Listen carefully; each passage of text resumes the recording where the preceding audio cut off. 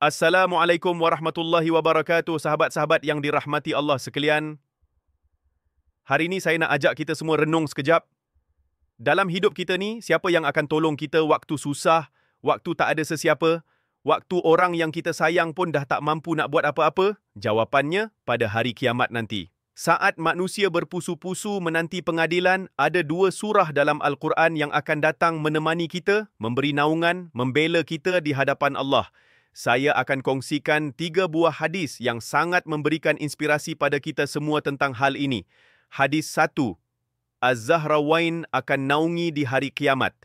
Nabi bersabda, "Iqra'u Az-Zahrawaini, Al-Baqarah wa surata Ali Imran, fa innahuma ta'tiyani yawmal qiyamah ka'annahuma ghamamatan, aw ka'annahuma ghayayatan, aw ka'annahuma firqani min tayrin sawaffa, tuhajani an ashabihima."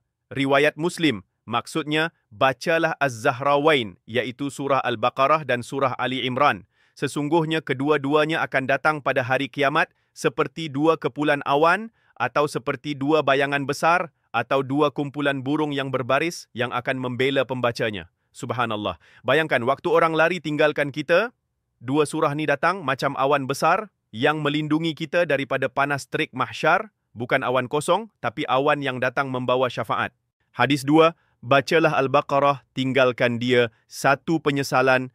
Rasulullah juga bersabda, "Aqra'u surat Al-Baqarah, fa inna akhdhaha barakatun wa tarkaha hasratun wa la tastati'uha al-batalatu." Riwayat Muslim. Maksudnya, bacalah surah Al-Baqarah kerana sesungguhnya membacanya membawa keberkatan dan meninggalkannya adalah 1 penyesalan dan orang-orang yang malas tidak mampu membacanya. Ini jelas, surah ini bukan biasa-biasa. Dalam rumah kita, dalam hati kita, kalau ada Al-Baqarah, ada barakah. Kalau kita abaikan, satu hari nanti kita sendiri akan menyesal dan masa itu dah terlambat.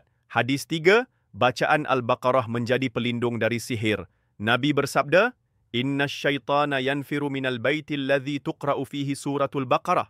Riwayat Muslim dan Tirmizi, maksudnya, sesungguhnya syaitan akan lari dari rumah yang dibacakan di dalamnya surah Al-Baqarah. Dalam dunia moden hari ini, kita risau tentang gangguan itu ini, kita risau tentang aura negatif, penyakit misteri, tapi kita lupa, kuasa perlindungan yang paling hebat dah ada dalam Al-Quran. Hari-hari kita buka telefon, scroll TikTok, scroll YouTube, tengok Netflix, tapi bila kali terakhir kita scroll hati kita sendiri dan tanya, dah berapa hari aku tak baca surah Al-Baqarah? Pernah tak aku khatamkan surah Ali Imran? Aku betul-betul cintakan Quran atau sekadar baca bila perlu? Zaman kita ni mudah sangat lalai. Tapi siapa yang istiqamah baca 2 surah ni, walau sikit, walau tak faham semua, Allah janji syafaat. Nabi janji pelindungan. Hari ni kita ada pilihan. Nak terus lalai atau nak mula hari ni, baca 1 ayat pun tak apa. Baca 2 surah ini setiap hari. Syafaat besar menanti di akhirat.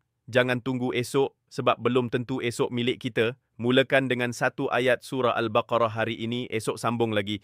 Jadikan ia teman hidup agar nanti ia jadi teman akhirat. Wallahu a'lam. Wassalamualaikum warahmatullahi